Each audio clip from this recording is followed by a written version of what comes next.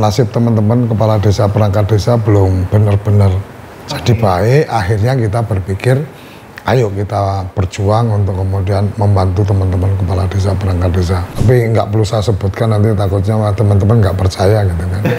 Tapi ada.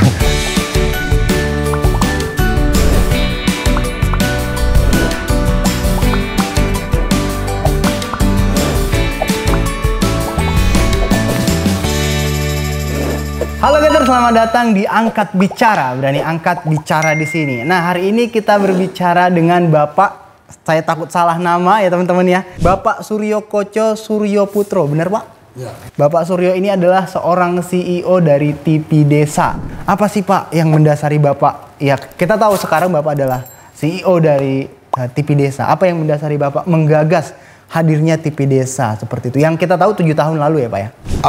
Sebenarnya kalau isu pedesaan kita sudah mengikuti dari 2004. Ya. Jadi tepatnya 2004 itu waktu pertama kali pemilihan presiden langsung, kami ketemu dengan komunitas kepala desa, perangkat desa. Akhirnya kemudian mulai terlihat ada sesuatu yang kurang pas dari yang diharapkan teman-teman. Waktu itu kan kita melihat ternyata nasib teman-teman kepala desa, perangkat desa belum benar-benar jadi baik. Akhirnya kita berpikir, ayo kita berjuang untuk kemudian membantu teman-teman kepala desa, perangkat desa. Nah, perjalanan itulah yang kemudian membuat kita sadar bahwa pada saat undang-undang desa lahir, saya kebetulan kan bukan kepala desa, bukan perangkat desa, maka akhirnya berpikir apa nih yang harus dikerjakan. Kemudian kita mencoba menghidupkan kembali ide 2010 bikin TV khusus tentang siaran pedesaan. Akhirnya alhamdulillah 2014 kita bisa memulai membuat TV khusus untuk siaran-siaran pedesaan. Oke. Ya, teman-teman Gators mungkin sudah sedikit mendengar bagaimana misinya Pak Suryo ya untuk mengembangkan TV Desa. Tapi seperti ini nih Pak, kita realistis ya, anak muda gitu Pak. Anak muda itu sangat realistis dan mereka itu kalau nggak ada profit, ya bagaimana berkembang, bertumbuh gitu ya. Ya. Nah, kita melihat nih, dasarnya TV Desa ini kan membentuk media memberitakan informasi pertumbuhan desa. Profitnya dari mana Pak? Apakah no profit no problem? Kalau kita anak muda nggak bisa begitu gitu. Sebenarnya gini, sebenarnya kan kalau kita, jadi ini pilihan sebenarnya. Iya, ya. Pilihan orang itu akan menggunakan filosofi siapa. Oke.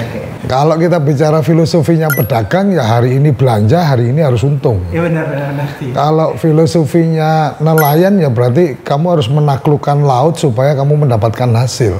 Artinya memang ya kamu harus bertarung, harus menaklukkan supaya menang. Betul. Ini pilihan. Saya selalu sampaikan ke teman-teman, ini pilihan. Kalau media nggak mungkin akan bisa langsung kemudian hari ini kita langsung mendapatkan untung dan seterusnya. Ya setidaknya kalau ini udah masuk tahun ke-7, ibarat kata kalau punya pohon ini sudah mulai belajar berbuah lah. Oke. Karena pada akhirnya kalau sudah panen raya kan kita duduk santai juga pohonnya akan punya mendatangkan buahnya sendiri. Iya betul.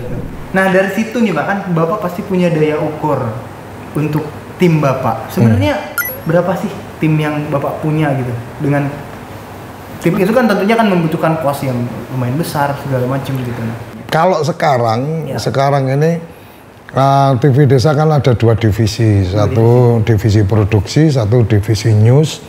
Itu kita mengembangkan dengan konsep yang tidak sepenuhnya semuanya harus in-house production. Tidak semuanya harus kita handle sendiri. Jadi kayak kita di produksi kita lebih banyak memperbanyak mitra.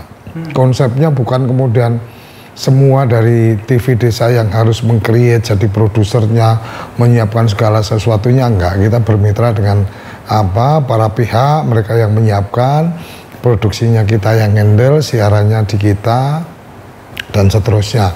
Nah kalau di news itu kita mengembangkan konsep jaringan teman-teman mobile jurnalis. Jadi teman-teman di daerah kita kembangkan untuk mampu menjadi jurnalis dengan modal hanya smartphone. Kita berikan pelatihan dan seterusnya, pada akhirnya mereka bisa support update news ke kita. Seperti kalau news kita ada di 1D itu memang tiap hari membacakan berita-berita update dari teman-teman TV Desa News. Kemudian kalau di produksi kita yang live interaktif itu tiap pagi kita ada sarapan SDGs, kemudian seminggu tiap malam mingguan kita juga ada talk show. Dan ada beberapa program yang kita bermitra dengan teman-teman yang lain, baik itu NGO maupun dari kampus. Kalau kru kita sih kalau di produksi kita nggak banyak, artinya tapi nggak perlu saya sebutkan nanti takutnya teman-teman nggak percaya gitu kan. Tapi ada di tim produksi kita dengan yang rata-rata tiap hari kita mesti live di minimalnya 2-3 jam itu live interaktif. Ya kita cuma di tim produksi cuma ada 4 orang. Waduh. Kemudian teman-teman di news dengan beberapa konten untuk news di tayangan sama news online itu tim yang ada di sini cuma 6 orang. Jadi kalau saya lihat ini lebih seperti berkah corona lah ya.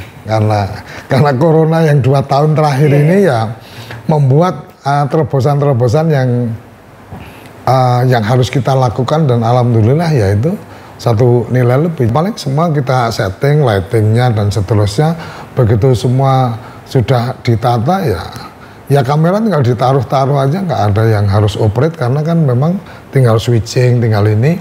Itu pun kalau dulu mungkin harus dengan perangkat yang kita ada, perangkat-perangkat yang untuk mixer, untuk switcher dan seterusnya, perangkat yang gede yang kabelnya segini-segini. Kalau mau produksi dulu itu kita ngangkut kabelnya aja udah keringetan gitu kan.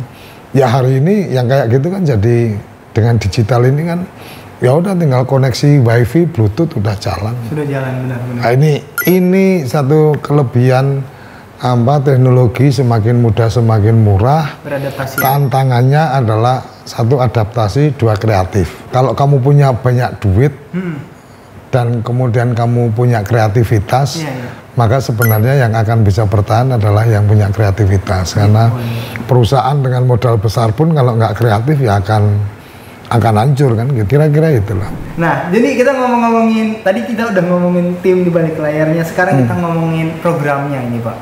Kan kita bisa lihat ada beberapa program dari TV Desa seperti Kepoin Desa dan lain sebagainya. Kira-kira nih Pak, di era yang semakin modern sekarang ini, apa sih Pak program ataupun konten yang berkontribusi untuk memodernkan desa seperti itu Pak? Kira-kira yang sudah disuguhkan dari TV Desa, ataupun mungkin akan ada nih berikutnya. Kalau TV Desa kan memang semangat kita itu adalah semangat edukasi ya, semangat edukasi. Nah, memang kita nggak bisa totally idealis mau kita kayak apa, kita harus tetap juga dengar maunya pemirsa kayak apa. Jadi salah satu yang sudah mendapat atau menemukan ekosistemnya adalah acara kita yang pagi sarapan SDGs. Sarapan SDGs itu sudah menemukan ekosistemnya karena tiap pagi teman-teman bisa gabung kita memanfaatkan Zoom meeting itu sebagai studio. Jadi sarapan SDGs itu salah satu yang sudah menemukan ekosistemnya karena penontonnya udah stabil di angka-angka tertentu secara data.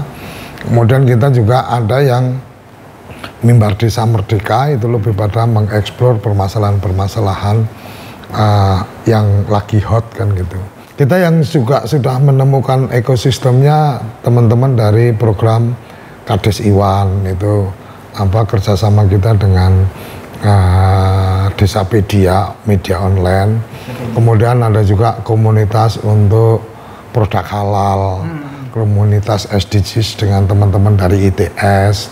Itu mereka sudah, artinya ya memang ada komunitasnya. Secara unggulan mungkin ya sarapan SDGs, kemudian kalau sekarang ya sarapan SDGs, Mimbar Desa Merdeka, kemudian Kepoin Desa ini lagi pojok desa itu yang sekarang juga lagi pemirsanya itu pengembangan ekonomi masyarakat pinggir hutan, edukasi ekspor dan seterusnya ada kita tiap Sabtu. Jadi kalau bicara program ya kita bilang masing-masing program punya komunitasnya masing-masing. Nah ini yang TV Desa sangat terbuka untuk dengan siapapun yang memang punya komunitas, ayo manfaatkan channel kita karena kita nggak cuma ada di channel YouTube, tapi kita juga ada di platform aplikasi. Kalau untuk aplikasi yang cukup besar itu di Genflix kita ada di sana, downloader lebih dari 500.000 sudah. Kemudian insya Allah semoga kita bisa balik lagi ke satelit karena kemarin terakhir kita istirahat dulu dari satelit. Semoga 2022 kita bisa naik lagi ke satelit. Awalnya TV Desa ini ternyata sudah hadir di TV satelit. Itu ceritanya gimana tuh Pak? Itu kan sebenarnya kan malah lebih gede ya modalnya itu Pak. Ada posisi yang kita harus mengukur kemampuan kan gitu. Makanya kita mulai Agustus kemarin itu sudah off dari satelit. Jadi dari 2014 kita ada di satelit yang kemudian kita harus bayar satelit tiap bulan dan seterusnya. Per Agustus kita istirahat karena memang bebannya cukup besar di situ. Kemudian kita melihat memang ada pergeseran nih, orang nonton kan ke layar kecil. Makanya kita bikin aplikasi dan kita fokuskan ke channel YouTube kita. Jadi ini opsi yang walaupun menurut kita opsi cukup berat ya, tapi untuk menyelamatkan dalam posisi pandemi yang seperti ini segalanya posisi kita, maka ya itu pilihan terbaik yang harus kita lakukan. Nah teman-teman, kita sudah tahu TV Desa itu saat ini sudah mendapatkan subscriber, kalau salah dikoreksi Pak, sekitar 24.000 benar Pak? 26 sekarang. 26.000. Nah ya. Jadi sekarang TV Desa itu sudah mencapai 26.000. Nah kedepannya kira-kira Pak, apakah ingin menghadirkan konten-konten yang menarik lagi, atau mungkin apa nih masukannya buat kita kan TV digital juga ini Pak, di Getty TV gitu ya Pak. Kira-kira apa masukannya untuk kita media yang mulai menggagas dari digital ini, masukannya apa, dan kira-kira apa harapannya untuk konten dari TV Desa di masa yang akan datang? Kalau bicara TV Desa memang yang kemudian menjadi media untuk kita live streaming, produksi in-house kita itu pakai channelnya TV Desa. Ya. Tapi untuk kita upload news itu kita menggunakan channel TV Desa News. Kenapa itu perlu dilakukan? Karena menurut saya ini sebenarnya pelajaran lama juga. Pada saatnya media yang akan tetap bertahan itu adalah media-media komunitas dan media yang spesifik. Sama seperti kalau kita bicara lihat TV. Channel-channel yang kemudian mereka punya karakter ya akan punya penontonnya masing-masing. Kalau kamu tertariknya dengan bola ya kamu akan nonton di BIM 1, BIM 2. Kalau kamu tertariknya golf ya ada channel sendiri. Jadi pada akhirnya akan ada ekosistem yang dibikin sesuai dengan seleranya. Nah ini yang mungkin kalau TV Desa agak lebih bicara pada desa secara umum.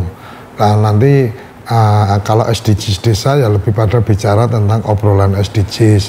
Kalau news ya memang khusus hanya bicara news dan seterusnya. Itu yang akan dikembangkan TV Desa dengan mitra-mitra, karena kita mendukung mitra untuk juga mengembangkan channel. Ini yang mungkin yang perlu jadi satu model ya. Ketika kita ingin mengembangkan channel, ya bangun spesifik dan bangun interaksi yang bagus untuk kemudian membuat ekosistem konten yang dimaksudnya seperti apa. Kira-kira itu. Teman-teman, kita cukup menarik ya teman-teman dari pembahasan Pak Suryo tadi. Jadi kalau kita ingin mengembangkan media, baik itu media konvensional ataupun media digital seperti saat ini, teman-teman harus sadar dulu nih kriteria kalian itu media apa sebenarnya. Berikutnya, kalian apakah punya komunitas, ataukah apakah kalian punya yang namanya karakteristik news ataupun mungkin informasi yang kalian sampaikan. Nah, itu adalah bagian-bagian menarik yang mungkin bisa teman-teman ambil dari pembelajaran angkat bicara hari ini. Terima kasih Bapak Suryo. Oke, sama-sama. Angkat bicara hari ini. Kita bertemu di konten angkat bicara berikutnya. Sampai bertemu di video lainnya. Saya Tulang Kia dan Bapak Suryo pamit undur diri. Saya ucapkan terima kasih.